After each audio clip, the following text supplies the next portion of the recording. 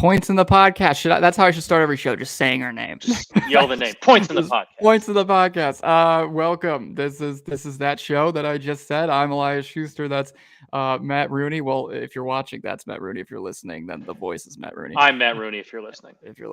Yeah, that here we are back for another week. Preseason basketball is underway. The NBA season is basically 12 days away from opening night, which is very exciting. And we're wrapping things up here. We're going to do our final division digest of the preseason. We've gone through every division, done a preview of every team. So by the end of today's episode, we will have done all 30 teams, giving you the top 4 storylines for each of those 30 teams. If you're interested in any in particular, you can always go back. Obviously, Bulls fans are always of listening here, so you can go back to the Central Division pod. That was the first one we did. First one, we kicked it off with that. Yeah, plenty of Bulls talk in that one, so you can go and listen to it. And just a note, moving forward here, we're a show that likes to give the people what they want, right, Matt? So what the people want is stuff about the Bulls. I don't, that's just what the people want, the people that listen to us, and that's more than fine. So we're gonna do a little bit of a change of tune. You'll see a slight rebranding of sorts. It's same name, everything, but the show style is gonna be a little bit different as we head into the season. You're gonna be seeing half Bulls talk, half NBA news talk. So I think those weekly bullet points that we've done, I think are valuable. It gives everyone caught up to date on what's going on around the league. But then, so we'll be sure to still include that moving forward. But then, we're going to just talk about what we know best, what we're closest to, and what I write about every single day. And that's the Chicago Bulls. And so there'll be plenty of Bulls talk moving forward from here on out. I'm excited for that. I mean, I feel like every time we have a show, I'm squeezing in more and more Bulls talk, just not because because the Bulls are the team I root for, but that's also just what I know best. And I think I obviously watch them the most. I don't know. I've mentioned this. I think my girlfriend does the radio updates for gambling updates for 670. So I think I've listened to probably more Chicago Bulls games over the last 2 years than anybody in the city of Chicago. I'm excited to talk some Bulls. Shout her out. You got to shout her. Alyssa Bergamini, at Alyssa Bergamini. If you're listening, she was pretty. I don't know her record off the top of my head, but she had a pretty good year last year when she was doing the games. Yeah, gambling wise, or per picks. For the picks. She had a pretty good year because she's doing a great year doing the game. She's fantastic. Yeah, she does every game. She does an awesome job at it. Yeah, I wasn't sure what the pick record was, but that's good to hear. So now we just gotta follow her. We'll have her start tracking them on BetSperts. Yeah, good note. Okay, so as always, let's dive into our weekly bullet points, and then we're gonna do our final division, which is the Pacific Division. So save the best for last, right? We got I messed up the banner. There's always banner stuff on this show. We're good. See, I fixed That's what I thought it said the first time. It says off season still. It's off. It's still my off season too. Once we get in the regular season, banners will not be messed up. I promise. No, it's fine. We're all good here. Most people are listening anyway. And they couldn't care less about the banner. That's a good point. Pacific Division will be the second half of this show, or after weekly bullet points. Maybe it's going to be a banger too. Yeah, it'll be a banger. As the kids like to say, save the best for last, save the banger for last. I think that's as the kids say. Like you said, so that's Lakers, Clippers, Suns, Warriors, Kings. One of the best divisions in basketball. So that'll be exciting to talk about. But yes, first, of course, the weekly bullet points. Not a ton. I mean, like we said, preseason's going on around the league. I'll kind of start there. Just we're slowly seeing more stars trickle out. That was something that I've kind of noticed over the first handful of preseason games. Most teams have played at least 2 games thus far, and most will play 5. Yeah, I think in terms of star power, there hasn't been a ton. Like, we have yet to see Damian Lillard and Giannis Antetokounmpo on the court. I went to the first Bucks preseason game, technically, because it was a Bulls-Bucks preseason game. I was there at the Pfizer Forum. And, an hour before the game, they announced, or maybe it was 2 hours, whatever it was, they announced that Giannis, Chris Middleton, and Damian Lillard would not see any playing time. Chris Middleton, not as big of a surprise considering he's still kind of working his way back from an off-season knee surgery, but or was it a wrist surgery? Actually, I don't want to. Thought it was his knee. Whatever. Wasn't his knee bugging him? He had a wrist issue too, but I think that was last year. I get the two mixed up. One or the other. One of those body parts. Yeah, it's one of his crucial one of his crucial body parts. But anyway, he's been working his way back slowly, and they've been careful with him. So it wasn't too shocking that he didn't play. But no Giannis, no Dame, and then again their second preseason game, no Giannis, no Dame. It seems like finally this weekend, they play the Lakers, I believe. They will finally make their first appearance together. I can't imagine it'll be more than 15 minutes on the court, maybe maybe Mhm. 20, but still exciting to see them out there. And similar with the Boston Celtics, we kind of haven't seen Drew Holiday and Kristaps Porzingis out there together yet. I think Porzingis did play in the first game, but not the second. He Drew looked a little Holiday, rejuvenated in that first game. Porzingis looked like he was moving a little bit better than we've seen in the last couple of years. right? Yeah, well, yeah. I mean, we talked about him before on the show. He's coming off a career year with the Wizards. Obviously, the Wizards weren't particularly good, but it was still exciting to see him kind of return to form in a way. He's obviously had all those injury troubles, but last year was a pretty healthy year for him, Hmm. all things considered. And there's a lot of potential there, especially on the Celtics team when he's around so many other threats offensively. Right, it just becomes that much easier for him to potentially get cooking. So he looked good in that first game, but he didn't play in the second. And Drew Holiday has yet to make an appearance for the Boston Celtics. So that'll be something. We're excited to see what he looks like out there, taking on that Marcus Smart role. And then, like Luka Doncic, they played Real Madrid earlier this week. They lost. The Dallas Mavericks lost to Real Madrid, who was Doncic's old stomping grounds in the EuroLeague. Now, Doncic only played 5 minutes because they were being cautious with him with a calf injury. And then Kyrie Irving didn't play at all because he's been dealing with a groin issue. So again, lack of star power overall in this preseason. I'm hoping that moving forward, we see a little bit more. And I think it's valuable, like, I don't know about what you think, Matt, but I just think that, like, especially, like the NFL preseason, there's a lot of, like, just looking at other leagues preseason talk. Hmm.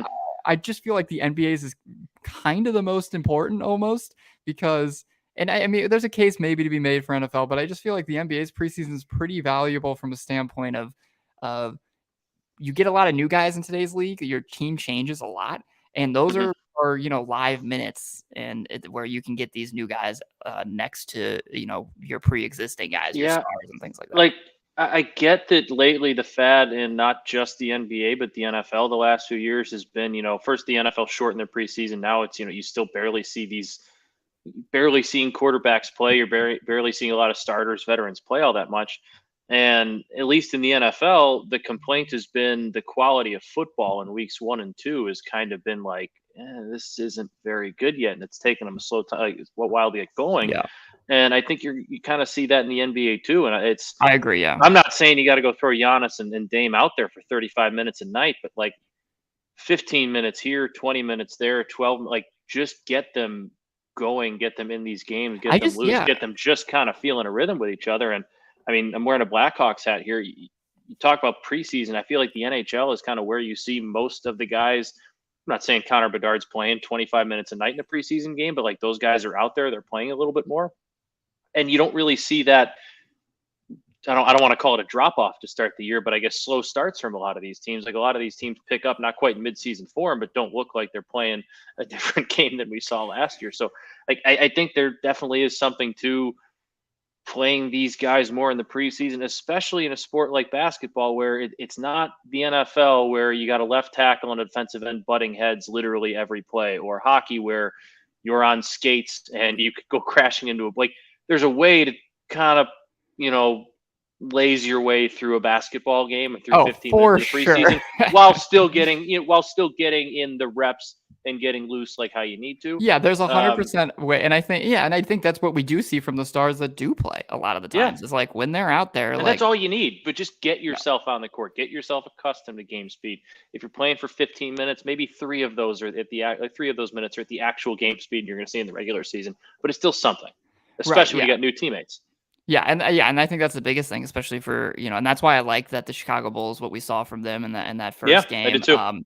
too. They played all three guys. They played roughly 18 minutes each of them, and then some of their other starters, Kobe White, Patrick Williams, they played around 20 minutes. But the big three, they got them out there with to test out this new offense, and that first stint was Up tempo, I would say they're trying to resemble pretty closely to real game speed. And then that second stint was not that way. And that's Yeah. okay because that's just how it goes sometimes. So, yeah, I agree. I just think that there's a couple weeks left here. These guys will get on the floor. These stars will play a little bit.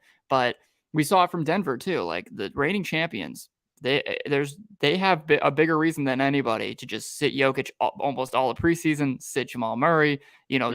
just rest their guys.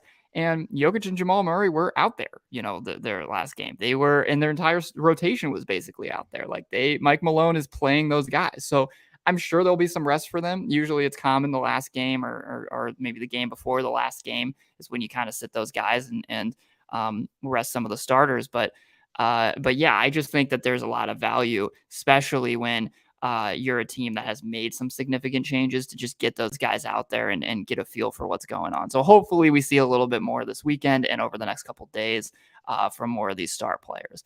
With that said, two potential stars that we saw in the preseason. This was definitely the biggest, I think, storyline from the actual games the past couple of days and the last week was the Victor Wembanyama versus Chet Holmgren battle. I don't know if you got a chance to watch this, Matt, live.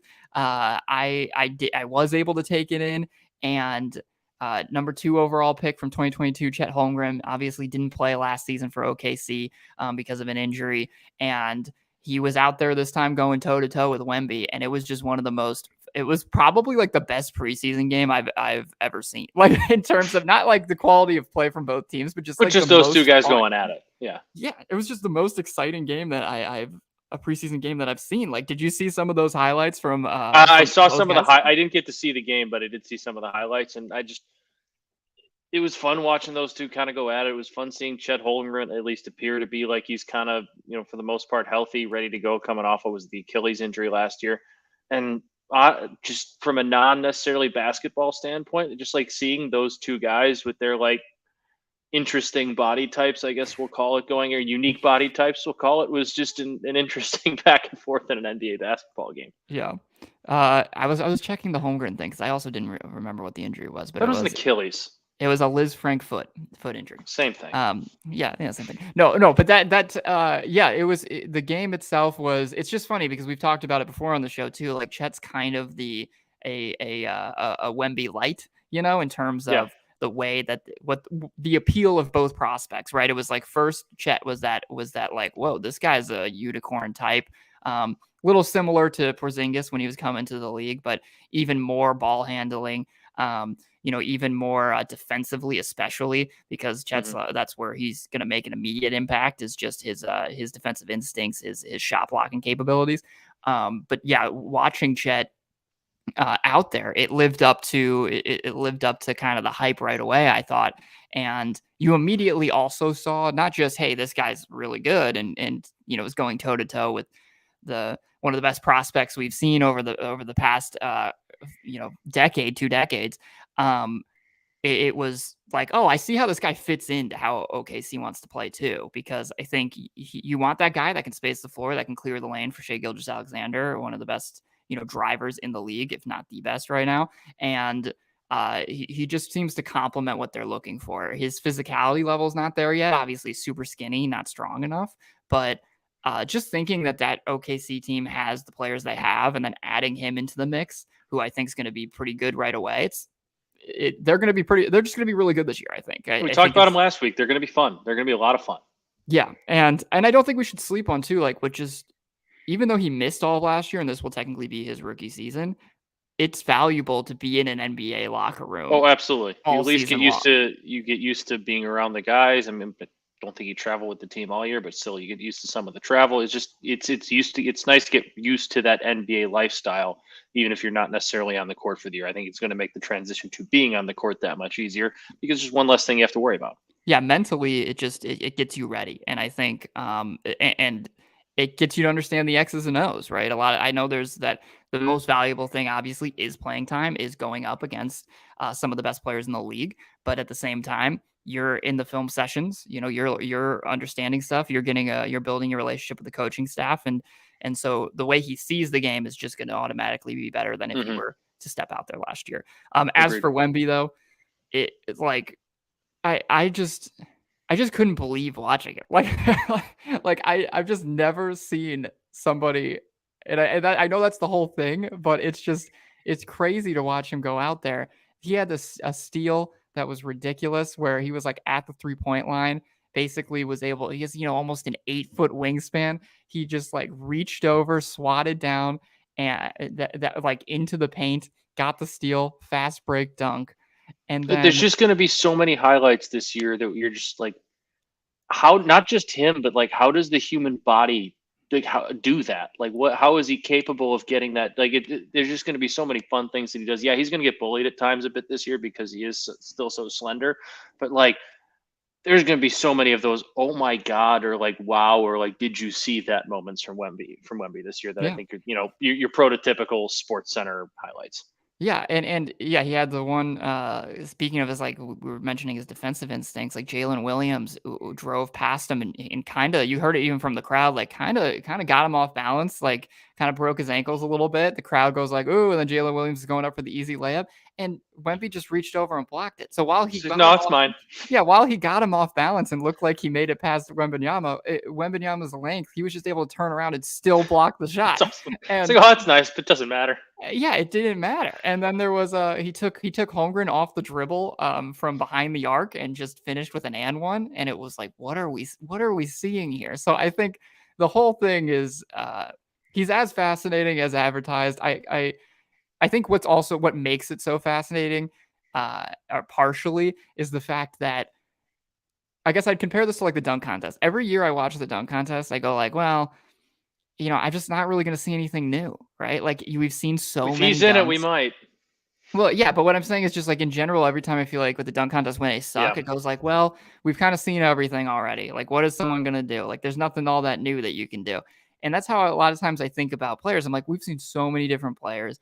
We've seen the peak of athleticism that we've seen it, over time has been ridiculous. And so you just start to think like, well, even Wemby, I've seen big guys like him. I've seen Porzingis over the years who've come in as a 7-footer and attack guys off the dribble. Like we've seen a little bit of this stuff, but then he just comes in and blows the doors off, and you're like, okay, this I truly Yeah. have never seen. You're I've like, no, never no, seen. this is different. This is different. Yeah, which I always think it's just crazy when you actually see something new.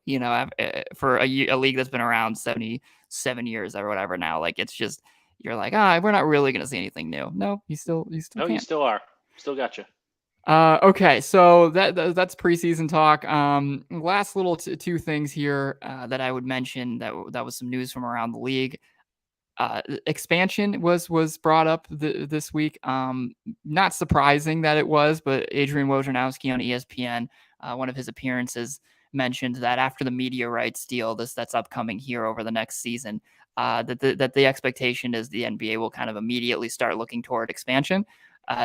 Mentioning both Seattle and Vegas, which have always been the two teams that have been mentioned. So nothing like necessarily major here, but a good reminder heading into this year. Like, hey, over the course of these next 12 months or so, like the NBA is going to figure out they're going to be working on that new media rights deal, and right after that, the expectation should be when can we get Vegas and Seattle up and running, and I think the level It'll of be the talent, Sonics, right? huh? It'll be the Sonics if they go to Seattle. I Correct? have Like to they're imagine. not If it's not, that's like ridiculous. yeah, like it's and not to keep bringing up hockey, but like the Winnipeg Jets moved to Arizona, and then like 10 years later, whatever it was, Winnipeg got an expansion team, and they just made them the Winnipeg Jets. Like you have to do that with the Seattle. You No, it can't be has to be like the Supersonics. you Yeah. can't be the Seattle Pike's Places or whatever that is, Seattle Coffee. Like it has to be the Seattle Supersonics. It has to be. No, it has to be. Okay. And Then I'll Kevin buy. Durant has to finish his career there. That should also put him in the expansion draft because by the time that's up, He'll be he'll old. be at the end of his deal. He'll be old. Let him go out on top. Let him go out in Seattle the way he came in.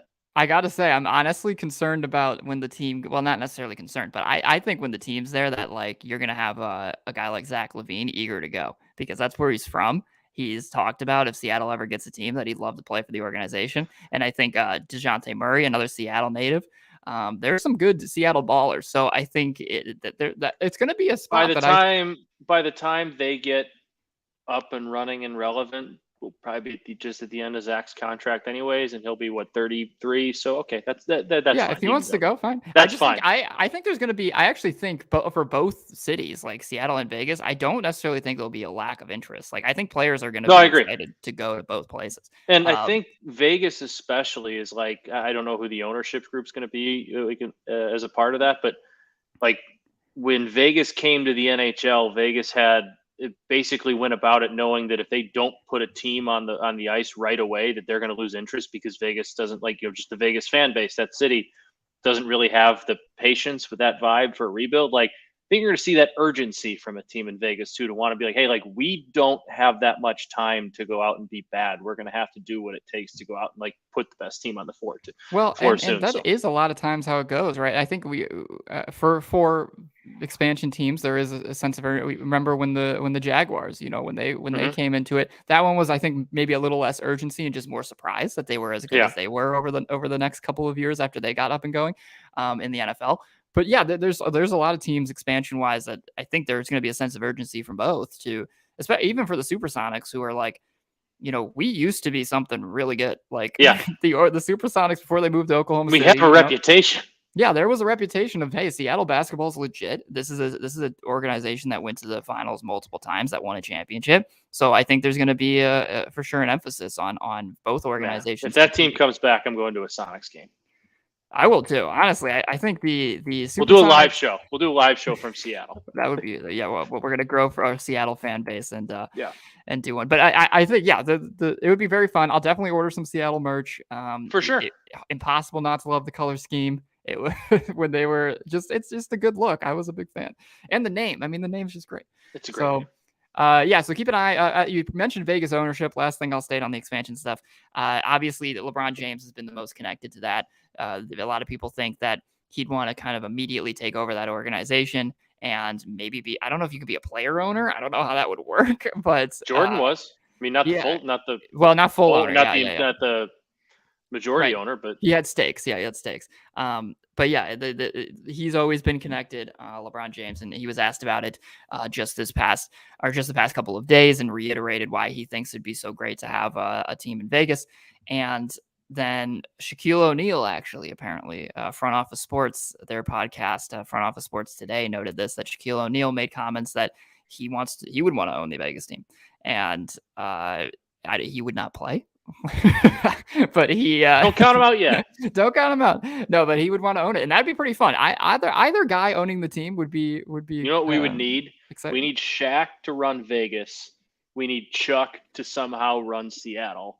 And Oh then my when the god. expansion draft happens, Chuck takes KD first to Seattle. Shaq takes LeBron first to Vegas. And that's your expansion draft, and that's your storyline. And those two remain on Inside the NBA. And they remain inside the NBA. That would be incredible. I just, man, Shaq owning a team, I can like see in a way, I can't because see he's Chuck just owning a team. yeah, he's a business guy. Shaq's like for all the jokes and silly stuff with But Shaq. Like Shaq Shaq, is a great great businessman. businessman. Yeah, right. He's Athlete made a turned fortune after basketball. yeah, one of the best athletes turned businessmen that we've seen over time, and smart dude.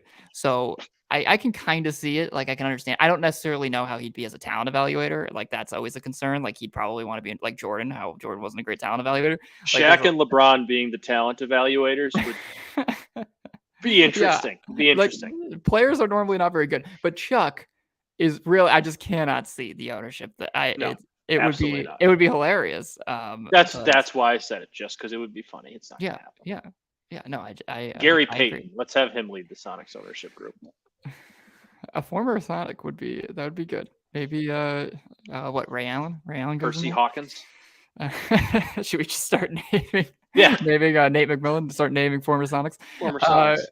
Okay, that's that. Well, last weekly bullet point though, we do have one more thing. Load management was kind of a topic of conversation. Just yesterday, we're recording on Thursday it is. So on Wednesday, the Athletic reported that this came from Joe Dumars, who is the executive vice president of basketball operations over at the NBA.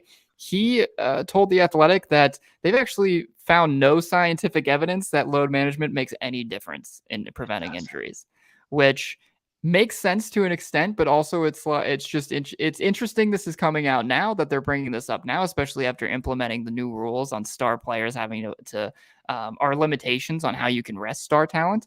It definitely seems like, oh look, the stats back it up, but at the same time, that's not shocking news, right? Because I think you're telling me that, hey, guys are more well conditioned the more they play, and Hmm. therefore injuries happen less. Versus if you're sitting them every 5 games and maybe their conditioning's not at a level where it needs to be, and that's why they're more subject to get hurt. Hmm. So I agree, and I think whatever trends and evidence we can use to limit load management, I should say. I know we've talked about that at one point in the preseason bowl. It's like that, just those steps need to be taken because it's gotten to the point where it was fine, and now it's getting to the point where it's a little bit out of hand. right, you want the guys on the floor, you want guys playing, and I understand, don't play 82 full games, don't That's fine. average Yeah, 42 not minutes per asking you game like to, they did in the but you can play 90s. I get 70. it. Yes, you can play 70, you can play 75, and some games you could play a little less than other games. Like that could be part of load Yeah, management. you Hey, can play 20 minutes a night instead of 35. yeah, in the games that instead of in those games where you normally rest, why don't just play the guy like 20 minutes instead? Like Yeah, and I'd be okay if like afterwards they were like, hey, why did this star only play 20 minutes? And they're like, we're just watching the minutes. just I'd watch them. rather have that than Yes, I than totally agree. sitting.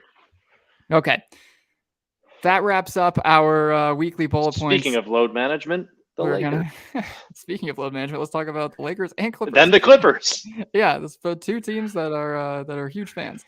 Pacific Division Digest. That's where we're starting. We're going to start with the Los Angeles Lakers. And is the kingdom about to be restored? That's our headline. I remembered headlines this week. They're not great, but I remembered them, and They're we're gonna. fantastic. You stop that. Oh, thank you. That's so sweet. That's why you get a co-host, everybody, to talk, Hmm. just to beef you up. I'm a Uh, glorified hype man, but I get the title of co-host. yeah, a hype man is what it says we'll say on a resume. Okay. The Los Angeles Lakers. We're going to start with them on the Pacific Division Digest. Is the kingdom about to be restored? LeBron's kingdom.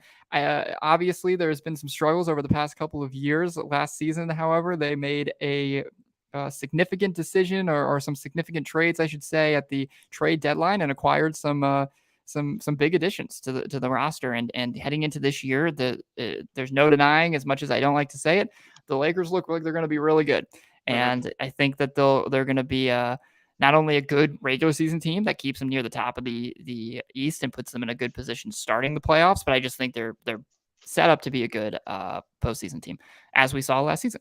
So the front page storylines. Let's we give 4 as always. If you haven't listened, 4 front page storylines and a headline for each team in the division.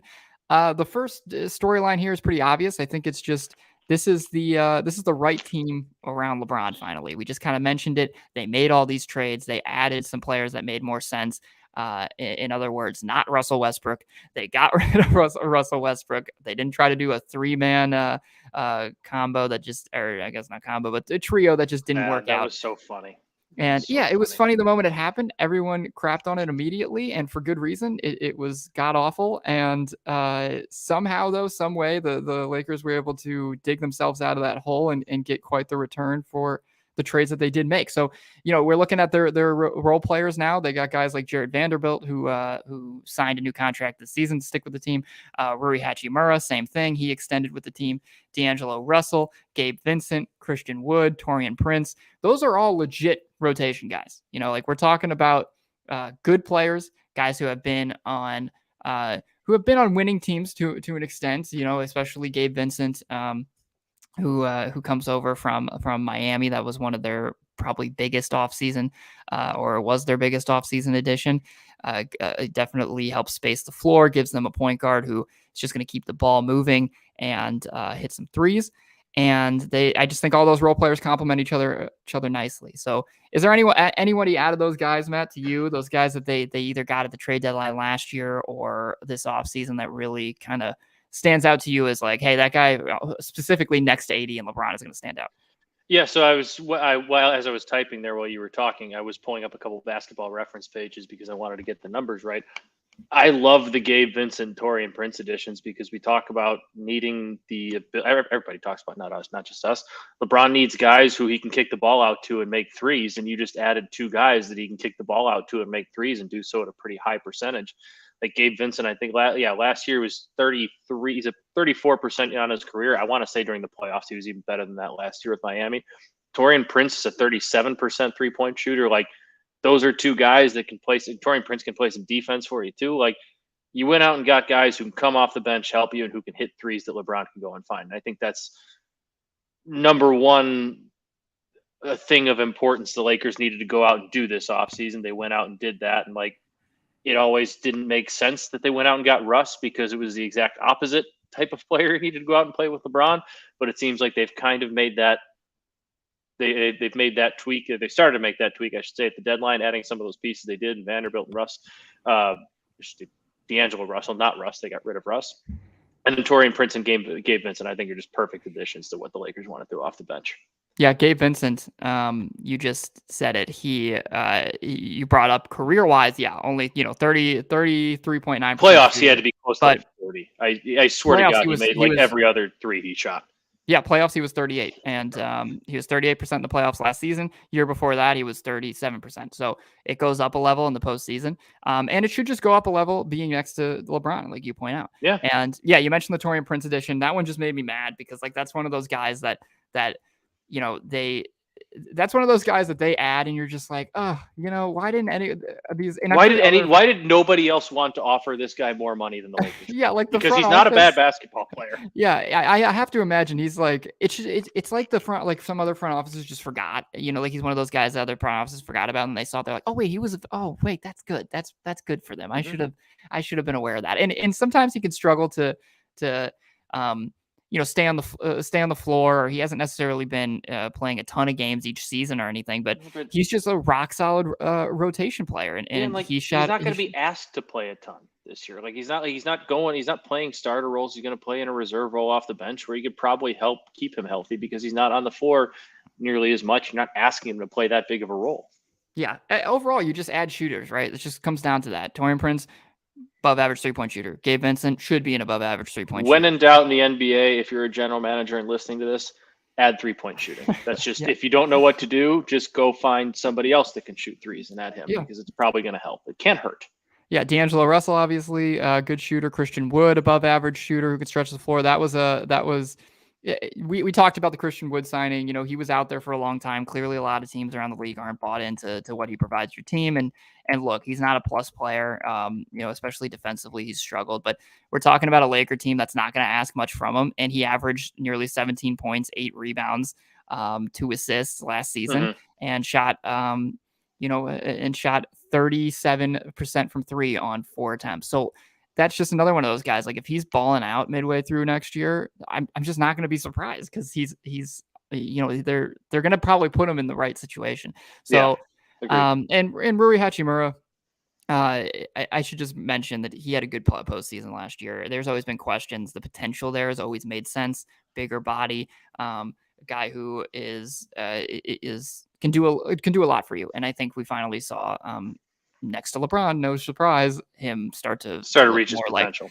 Start to reach the potential. So it's just the supporting cast looks a lot better, and that's going to make the Lakers a ton better this season. So that's the first storyline. Second storyline, however, it all comes down to health, right? It's about whether or not the LeBron James and Anthony Davis can stay healthy. I do think they're in a better position, like we just said, with this supporting cast where LeBron misses 2 weeks, they'll be okay. If AD misses 2 weeks, they should be okay. But at the same time, like when we're looking long term, when we're looking into the postseason, it comes down to who's your best guys and are they going to stay on the floor? And AD and LeBron's getting older and older and older, and AD is someone who just struggles every single season. Every time he touches the floor, you get scared. Anytime his body's getting older.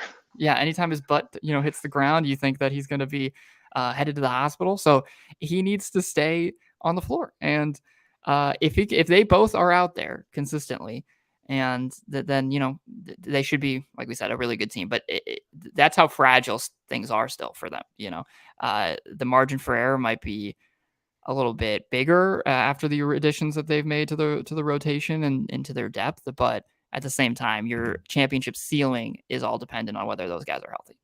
Yeah, I mean, health is a question for every NBA team, but that one especially. Right. Especially, I'll just say with Anthony Davis in particular, like as LeBron gets older, they need him to continue to look more like the MVP, that guy that he could have been. We're talking about, especially the Finals MVP guy that won the bubble. He was right. Finals MVP in the bubble championship, right? If not, he should have been. Was it LeBron? No, it should have been AD. He was the reason they won that tournament. I call it a tournament because it didn't even really feel like the NBA Finals. Because it was a bubble. It's bubble. It's fake championship. LeBron's only got 4.5. Yeah, he was the Finals MVP. To not a big surprise. But yeah, you're right. He at the end of the day, like he needs to look like the New Orleans guy. He needs to look like 2019 Anthony Davis offensively. He needs to be spacing the floor. He needs to be attacking off the dribble. He needs to look like that former self for them also to be, I think, consistently that championship caliber team if they want to compete with the Bucks and the Celtics and even some of these other teams in the West, like the Nuggets.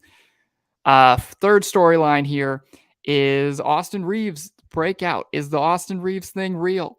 I think personally, some of the Austin Reeves hype, I think, has been a little bit Laker, a little overblown, a little Laker driven. He's a Laker, so obviously there's going to be a lot of love there. It's no disrespect to him. I think he's a lot better than I expected.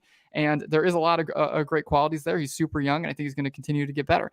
But some of it, I think, is a little overhyped because that's what happens when you're a Los Angeles. It has a watered down feel of Linsanity to it. Like, right? I think he's going to be better than that. I do. That's why I said watered down. Yeah. Better player than him long term. The run wasn't nearly as epically awesome as that was. Yeah, but the high wasn't as high. Yeah, like I don't think that the low won't be nearly as low either. But it has a little bit of a feel of that to it, in my opinion. Like if Jeremy Lin does that for the Memphis Grizzlies and not the New York Knicks, do we even remember him or that run? Probably not. If Austin Reeves does what he does last year for the Charlotte Hornets as opposed to the Los Angeles Lakers, does he get the money? That's a good point. Does he have the hype? Probably not. I'm not taking away from him. I think he's a good basketball player. I just think last year was probably his ceiling. Yeah, potentially. I think at that consistent of a pace, I should say. Right. I think what he did in the what he did in the playoffs last year, if that can be consistent, then he's a really good. I mean, then he's a really good player. But I know what you're saying, and I just think that when you're on the Knicks, when you're on the Lakers, when you're on these big market teams, some stuff can get a little overblown. So it's not that we don't believe in the guy. I think we do, but we just have to see it now, right? You got to see the postseason. I need to see it over a full season. Right. We got to see what he did in the postseason over a full season. And the postseason stats, I think he averaged nearly 17 points per game. He shot 44% from downtown, which is really good. 17 points per game. Nearly 5 assists, nearly 5 rebounds. So, doing a little bit of everything. He's big. He's a bigger guard than people kind of think when you look at him. He's 6'5", just a big body. And this isn't the type of guy who's just a crazy athlete. I wouldn't even necessarily call him like that sneaky explosive. Like Alex Caruso, is that type that like, oh crap, he just poster dunked the guy, or like he just flew by and dunked it in transition. Like Reeves can do a little bit of that, but he's not this like jaw-dropping athlete. What he does have though is he's a very high IQ player, makes good decisions with the basketball, and he can just do a little bit. He plays at his own pace, I should say. He's one of those guys that scoring wise, he's proven over his last season at least, he's shown that he's a better scorer than people expected at this level, because he's one of those guys that works at his own pace. So and he's just a hustle dude. Like he'll dive on the ball. He'll dive on the ground for loose balls. He can guard multiple positions. And he's, like I said, a little bit bigger than you give him credit for. So he works his tail off. And if he can continue to improve and advance what we saw last season, then the Lakers kind of start to have what it feels like, that third guy, But I think there's some legitimate questions about whether or not we'll continue to see that, and that was reminiscent or represented, I guess I should say, by the lack of interest maybe in the free agency. I thought there'd be someone that would throw a bigger restricted free agency So offer did at I. him, like a max one, to get the Lakers to pay more. And then the Lakers got him on a very good deal. So maybe that interest just was, and maybe the other teams were wrong, but that interest clearly wasn't there as much as maybe some thought it would be. Okay. Last thing here for the Lakers, and then we'll move on. This is too much Laker talk for me. Even though there's a lot to talk about, I just don't want to There talk about the is. Lakers. Do they have another move up their sleeves? This is just, we can just keep this short and sweet. I think at the end of the day, it's the Lakers. Their championship or bust, right? So you never can rule out the possibility of them having another move if a disgruntled star enters the mix and they want to make a go at it. They have the contracts to make it work. D'Angelo Russell's in particular can be a good mid-sized contract to throw at somebody. And they don't have a ton of picks, obviously, at their disposal, but I believe they do still have one of their late 2020 picks that people are going to find very valuable because I love NBA draft picks. Yeah. Late 2020 picks. It's 2029 pick. Yeah, the 2029 pick. Oh, I got that pick 6 years from now. Yeah, when like the GM probably won't even be there. But yeah. Okay, that ends the Lakers. Let's move on here to the Clippers. Fifth time the charm? Question mark. This That's team's the headline. It's gonna be must watch kind of no matter what. I feel like it's either gonna be fun and they're gonna things are finally gonna click. Right. Or I think it's one of your last bullet points here, or they're gonna add James Harden and this is just gonna become the most hilariously entertaining train wreck of a basketball team that you could possibly imagine. Yeah, I don't know. Yeah, right? I don't know. The variance is so high with these guys. Like It's they could be high. really good. They could win the West. They could also blow up completely. Yeah, and we'll jump to the first storyline. What that attaches itself to, just like with the Lakers, is the health of Kawhi Leonard and Paul George. I don't think, I don't know. I feel like I was gonna say I don't think people realize how little they've played together, but I think people do realize it. Anyway, Kawhi Leonard and Paul George, they've played. Neither has played more than 60 games since joining the franchise 4 years ago. So neither has played more than 60 games in a single season. And like that 4 years ago, they joined the team. Not one of them managed to play more than 60 games. They are they're one of the main reasons for the load management discussion. Right. Yes. And Kawhi especially. And so the Clippers, to their credit, they've hung around. They've built a decent enough. They have a great coach in Tyronn Lue. Obviously, the supporting cast has always been strong enough that it keeps them in the mix and makes them interesting. It can squeak them into the postseason at times. But at the end of the day, this is a team that if they want to achieve anything, it comes down to Kawhi Leonard and Paul George staying on the floor. So I don't know. You can't bank on it anymore. You just can't. I hope it does. I hope it happens. And because I would like to see one season where we see what that duo actually can do for a full year and in the playoffs. Because I'd like to win the Mega Millions. You like to win the Mega Millions? I would like to win the Mega Millions. Oh, you're talking about things we'd like to see happen. Right. And sometimes it just doesn't happen. So yeah, sometimes it doesn't happen. And sometimes it does. Sometimes it does. So that's the big thing, right? Health is the big question. And then going along with that, our second storyline, I think, is Kawhi Leonard. It's particularly for him when he comes back. He by all accounts, he should start this season normally and play. Is he going to be the same guy? I think it's a question at this point, 4 years, later after the Clippers have signed him, or we're going to the fifth year. That's why it's fifth time the charm. Is he able to truly, for the full season and in a postseason, be the guy that we saw in Toronto and be that elite talent? For what it's worth, last season, the second half of last year, he was. I wasn't kind of talked about enough, I don't think, how good he was, especially because he did end up getting injured again in the postseason, and then the Clippers get bounced by the Suns.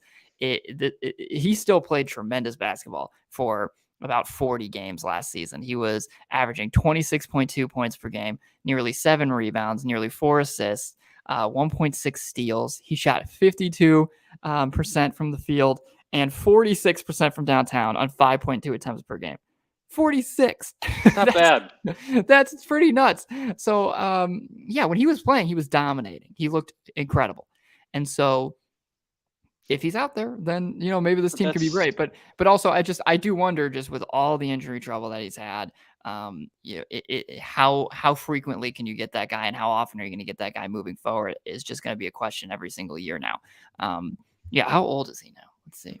I guess it's going to be like I I gonna guess it's say going to be 30. 33. I was gonna say like 31.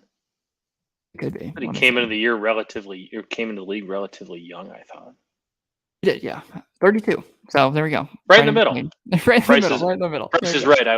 I win. No, yeah, I win. You went over. I win. Price Yeah, is right rules. I went over.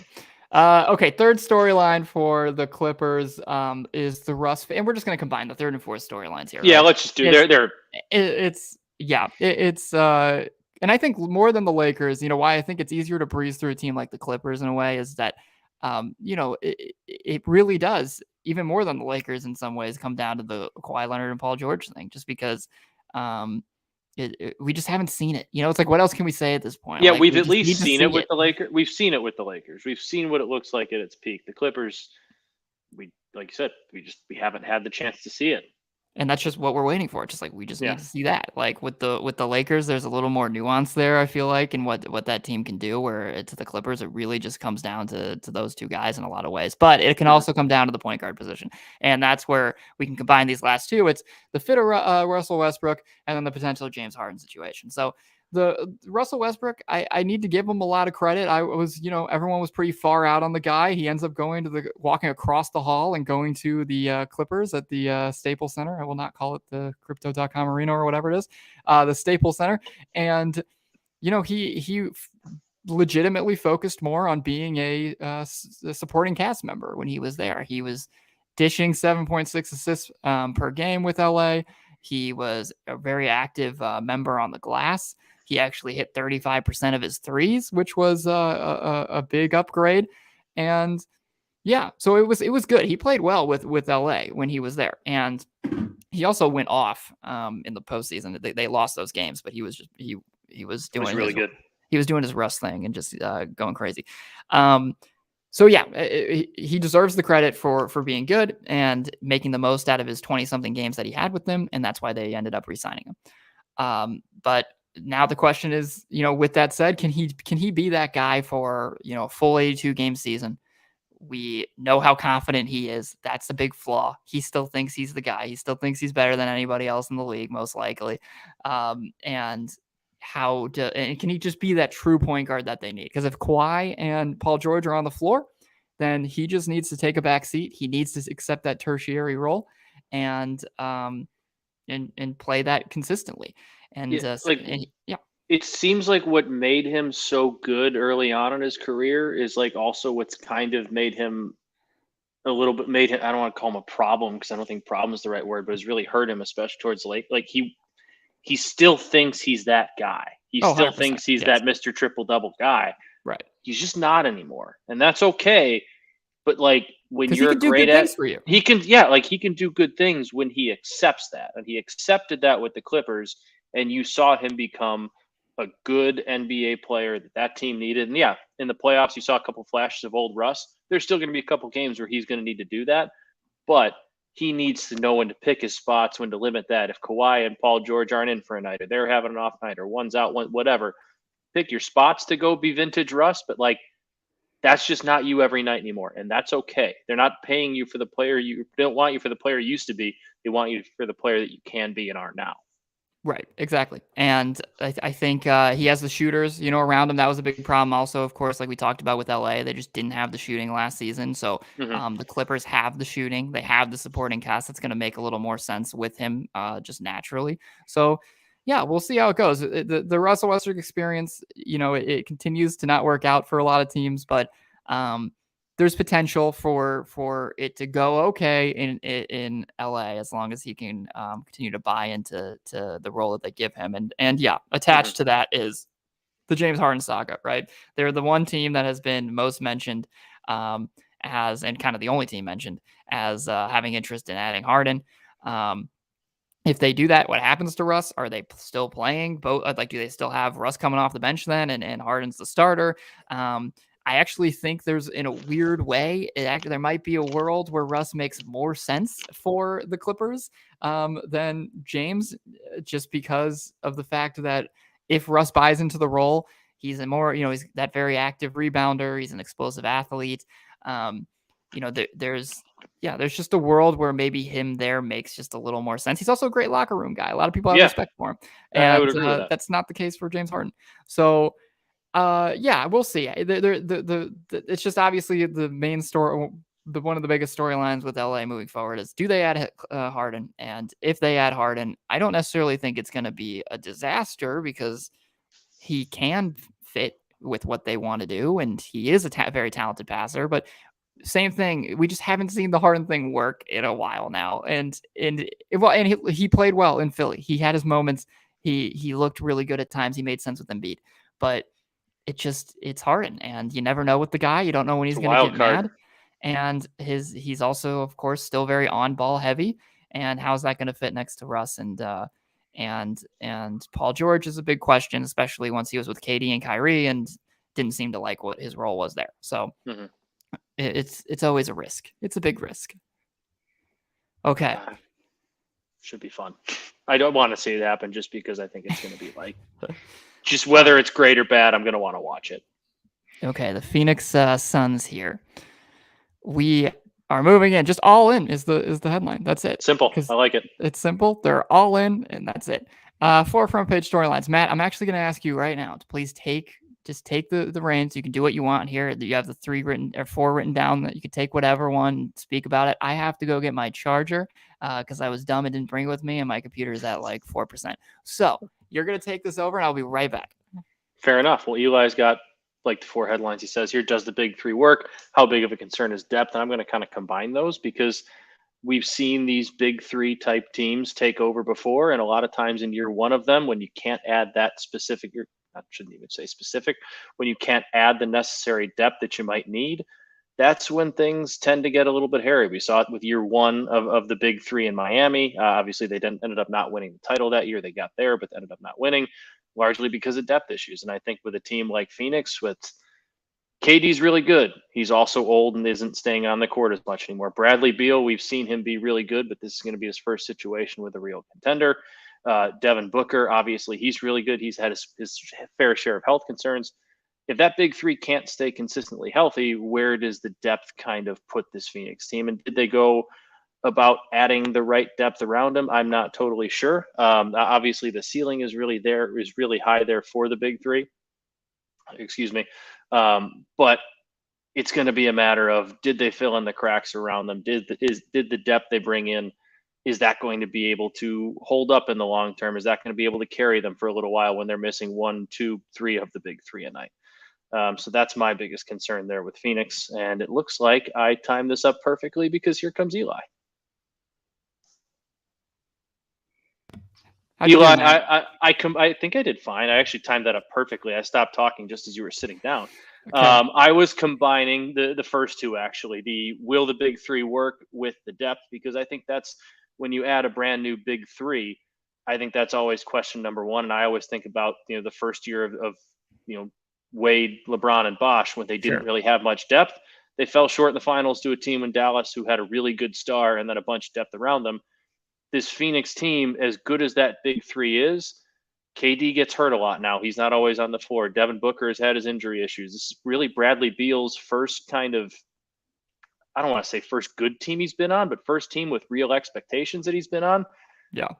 Yeah, it's the first team with NBA title aspirations. And if you have stretches with KD out for a little bit and Devin Booker's not playing, is Bradley Beal and this supporting cast going to be good enough to carry this team for a little bit? Is Devin Booker and the supporting cast going to be good enough to carry this team for a little bit? And that's where, as high as their ceiling is, I think that's where my concerns kind of start to come in. If you're seeing 1 or 2 of this big 3 miss significant amounts of time, similar to what we're talking about with the Lakers, like, is the depth there is going to be able to hold up? No, I think yeah, it's a good point. Yeah, I don't know exactly what you. I'm sitting in, or I do this sitting in our bedroom because it's very like it's a good. Usually it's not usually where I do my work, but it's like I we got a was desk actually in here. surprised at how quickly you got your charger. That was impressive. It was quick, but I'm sitting at a desk and the plug is like behind the desk. So I gotta like So you had to I figure gotta out how to get. move. Yep. Yeah, You got to pull it the was all a desk out. You mess. got to plug it in. You got to bring it back Yeah, around. it was a It's mess. a whole So thing. it was yeah. So I'm sure you touched on some good stuff, and yeah, what you just You said. add whatever you want though, because you No, know more than I do. no, what you said, absolutely. I think with this big three, like you said, it's the Beal thing, especially. Um, it just the fit's not perfect, right? Like at least on paper, the fit's not perfect between those three guys. A Durant and Booker, sure, we saw it last year in short stints. Before Katie was having trouble staying healthy, but um, those two, it's just you have like two huge offensive weapons, and then you had a playmaker type in Paul George, and I just think with Beal, it's like what role is that exactly is he playing here? Because we're talking about another That's guy who yeah, was that's a really good point. yeah, we're talking about another guy who's an on-ball scorer. You got three on-ball scorers in a lot of ways here. It's not to say that they can't excel by not doing that and by scoring off the ball and stuff. There's plenty of ways where both of them or all three of them can impact. But I just think Beal especially, it's like, all right, is he is he the main playmaker of the three now? Is he actually the one that's going to be carrying that responsibility? I mean, he's He's a guy who also averages 17.6 shots a game throughout his career, and I'm looking at his career log here. Like he had 17.6 game last year, but before that 19.3, then 23, 22.9, 19.6. Like, is he going to be as effective when you're? I'm not going. They're not cutting those shots in half, but you're going to see those numbers drop a little bit because you're also playing with a volume shooter in Devin Booker and a guy in Kevin Durant who, when he's healthy, is maybe the best scorer in basketball. Like you're going to see those numbers drop. Is Bradley Beal going to be as effective? right, and connecting that to the questions about depth, right? And that like you said, the second storyline, uh, especially with these three, there's major defensive questions. Booker, Mm-hmm. I give him respect for improving as a defender over the past couple of seasons. He's made a lot of ground up there. Durant, he is getting older and just it's not a lot of energy he can exert on that end as much as he used to, and he still has some strong defensive moments for sure. But and Beal, not a good defender. So we're talking about just three guys here that that's not their specialty. No one would really consider either to be two-way guys at this point in their career or Not high-level exactly. two-way guys. And so that's where you look at the depth and you go, okay, defensively, do they have the right guys around them to cover their bases? And I just don't know. You look at this team and um, Josh Okogie is a name that I like, and he's had his moments, and he's a bigger guard that can help them on the wing. But then, yeah, Yuta Watanabe, good 3-point shooter, a guy who definitely works his tail off. Bigger guy too, who can potentially guard some wings, but no one would call him, the best defender out there by any means. Nasir Little, who they got in the Drew Holiday trade, or the Damian Lillard Drew Holiday trade. They had Nasir Little and Keon Johnson. Those are two guys that just haven't played a lot in their career, so you don't really know what you're going to get from them. Grayson Allen, he's a fine defender. He's okay. He's a good 3-point shooter, but again, not anything that's like high level stuff. And Yusuf Nurkic is no, like no. So and that I love goes how to the you thought of something nice you could say there. It's like, no, no, no, just no. I just and that goes to the third storyline, which is like I just don't understand the Nurkic move because Aiton, you had a guy there who was a beast at center, physically, just athletically, he could give you something. He was more of an offensive minded center, to be clear. Like that's who DeAndre Ayton was, but you still had it just made more sense with what I think this team Mm-hmm. would need at that position. So yeah, that Nurkic can do a little bit for you as a playmaker. If he can play like he did a few years ago, then you're talking a little bit better.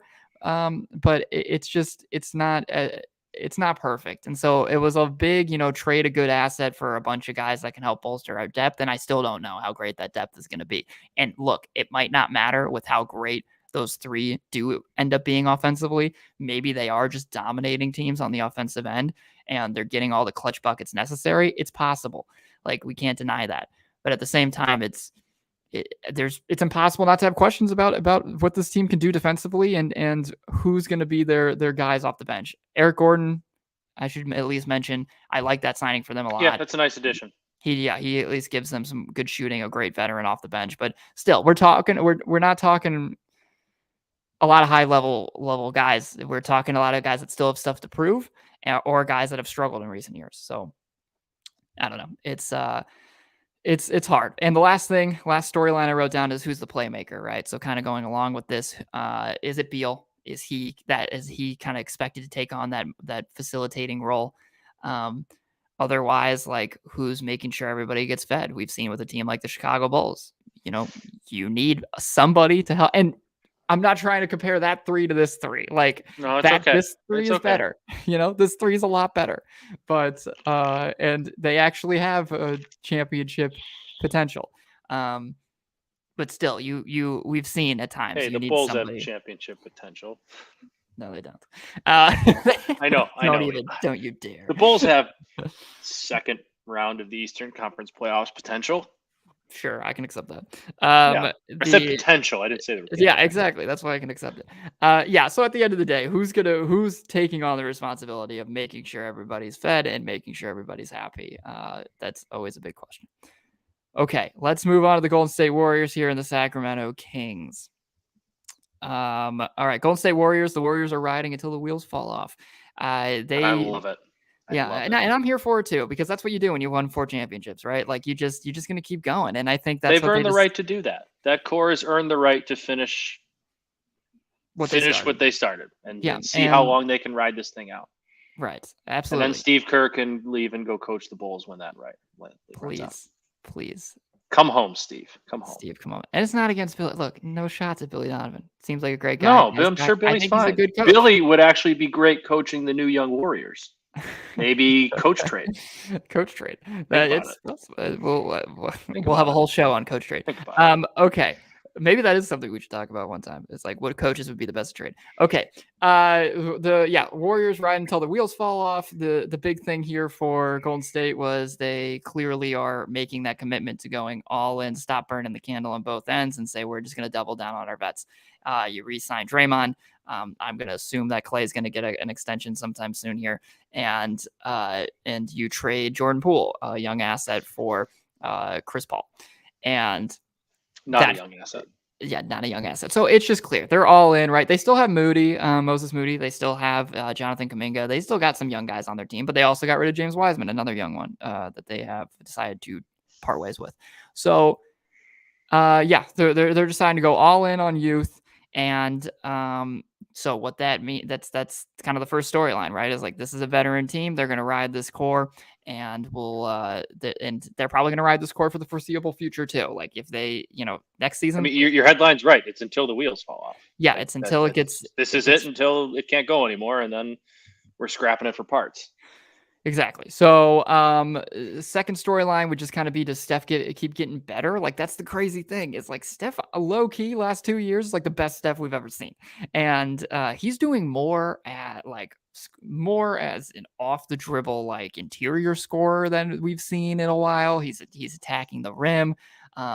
His performance carrying that team to the NBA championship over Boston that year was like, even what, he was 34 when he did that. Like.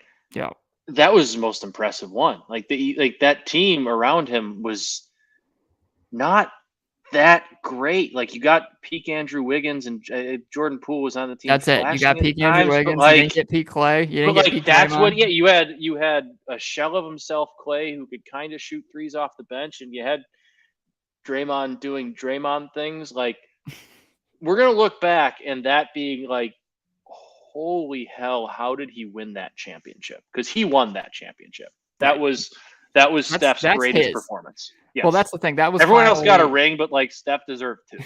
Well, that was the thing too. He never won a Finals MVP until that one, and it was always like that was his championship. And and there's no denying that I think that the Celtics had the better overall team. Yeah, so like just look at like I said, best season of his career the past couple of years. He averaged a career high in rebounds last season. Like he's just doing that now. He's like, sure, I'll just start giving you 6 rebounds. 6 rebounds a night.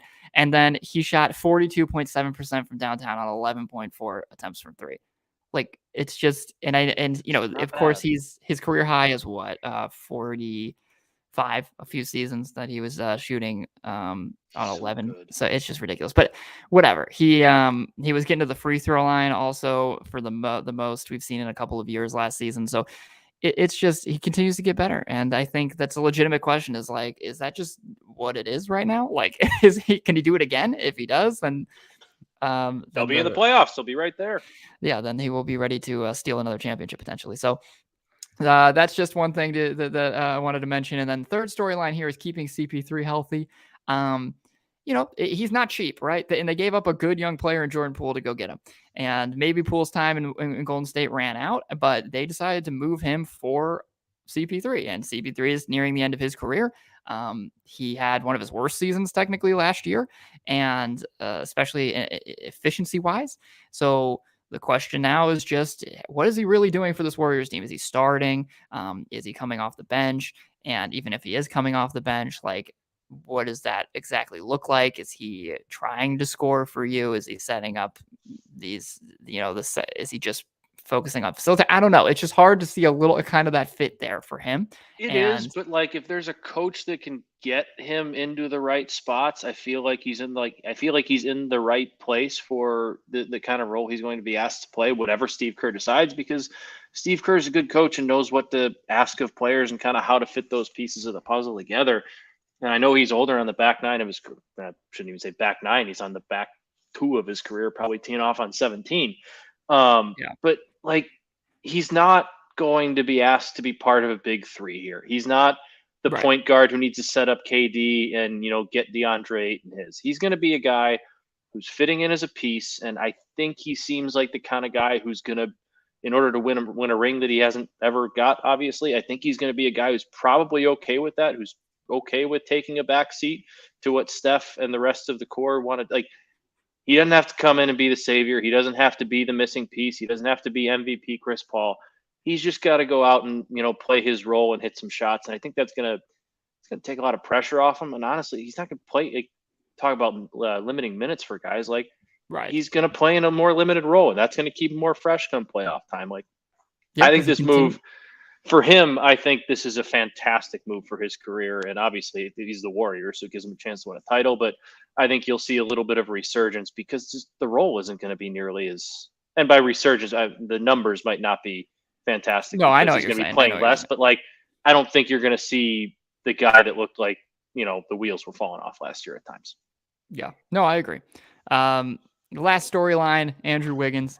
Like you said, he was one of the fundamental parts of, and maybe the second best player on that championship team and that championship run.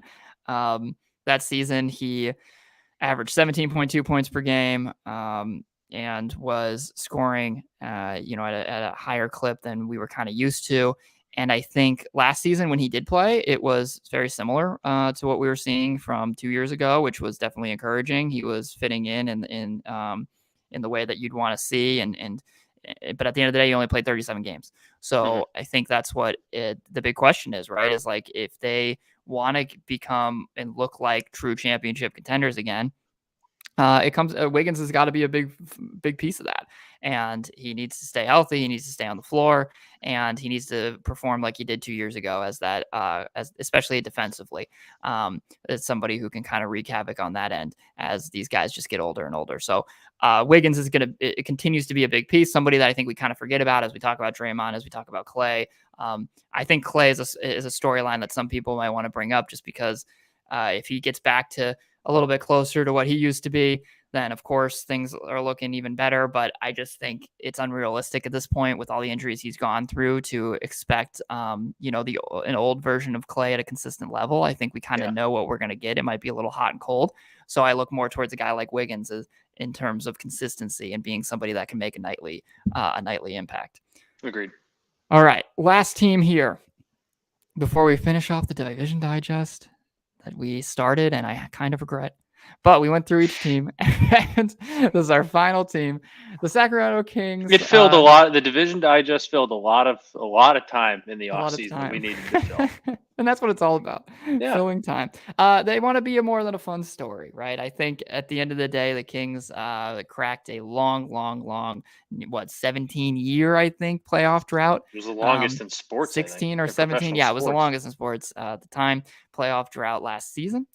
And they returned to the postseason. They gave Golden State a fantastic first It's a round great series that went series. 7 games, one of the better first round series of the past It took a handful of years. 50 point effort from Steph in Game 7 to beat him too.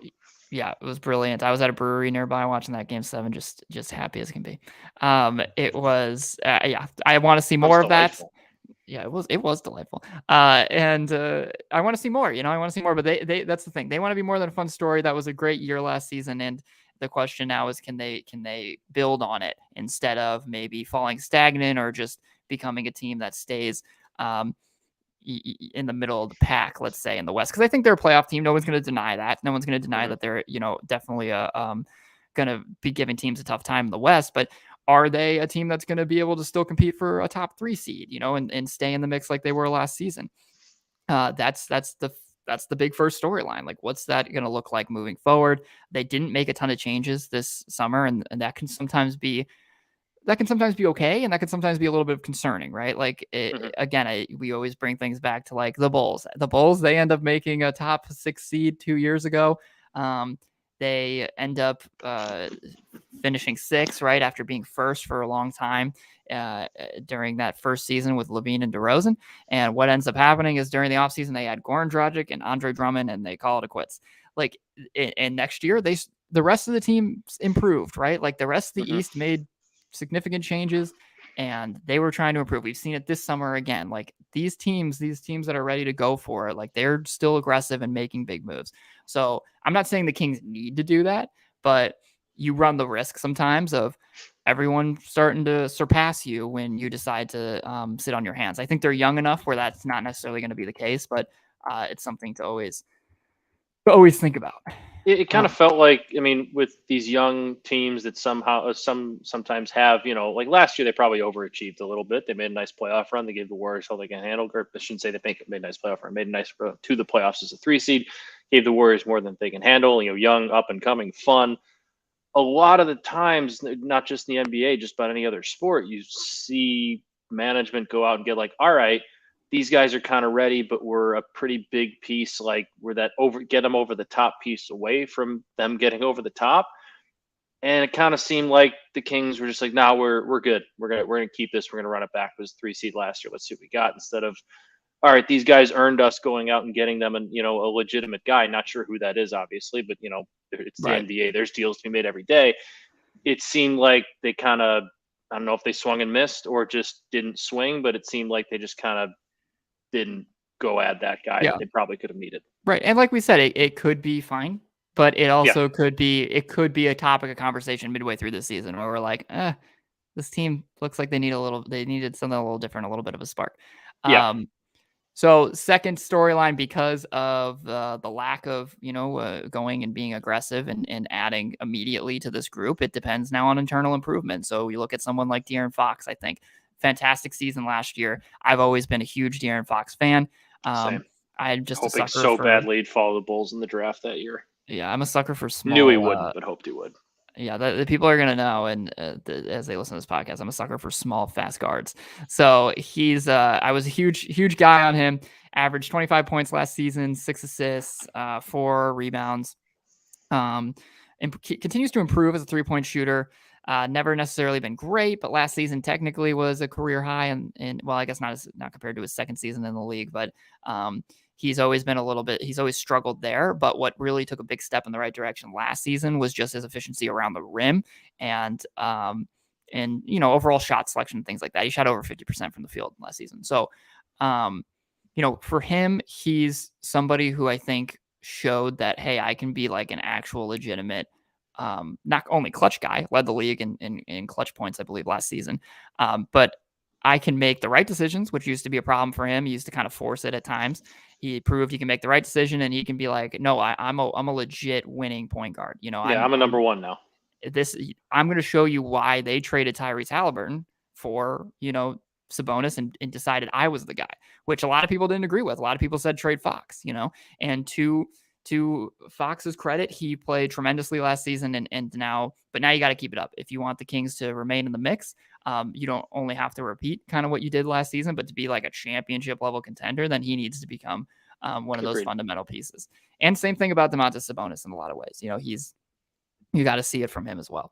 Third storyline, Keegan Murray. I think same thing. We talk about internal development being what they need. Keegan Murray, I love him as a prospect. I think he's, when we're talking about a current NBA wings and in that type, he's one of those guys that can stretch the floor and has a lot of really great qualities.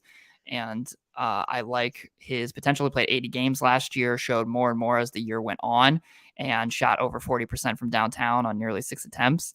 So there's a lot of potential for him to be a real third guy for them this season. And so if he's able to do that and able to step into that role, then I think they are a team that's once again knocking on the door for a top 3 seed.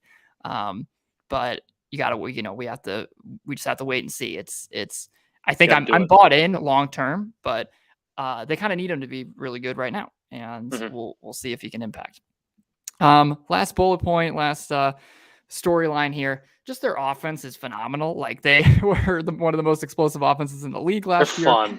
They're fun. Yeah, just remarkably fun. They have tons of shooters. They were second in field goal percentage last season. They were technically first in 2-point percentage. And again, a lot of that is Fox, but also Sabonis. So had a very efficient year. And third in assists, always had the ball moving and popping. They were really quick in transition.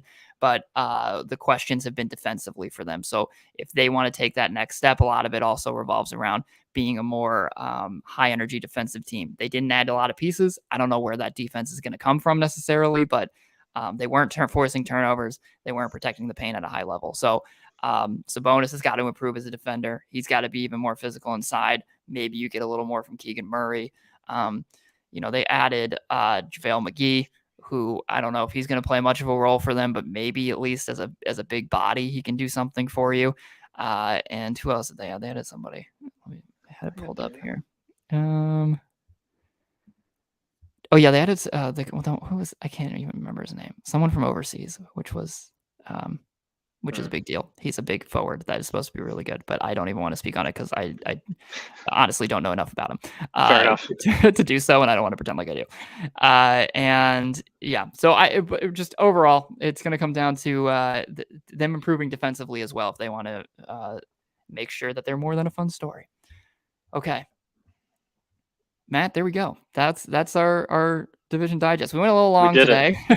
We did it. It's fine. That's we went long. This is not going to be the case moving forward. Like I said, I think when the season starts, we'll confirm these next couple of episodes, but we might be doing shorter episodes 2 times a week when the season begins. I think that's the more efficient way to do it. Yeah. And we got a lot going on throughout the week too. You want to spread yourself out a little bit. Right. And then it could be easier to just get through a couple news storylines and get through a little bit of Bulls talk and be a consistent presence in your ears. Matt, anything to say before we head out? No, it was fun going through all the divisions. I'm ready for some Bulls basketball. I'm ready for the real deal. I'm ready to see that ball bouncing. All right, then that's where we're going to wrap up the show. Thanks everybody for listening, and we will be back next week with a brand new episode. Thank you, and have a good weekend.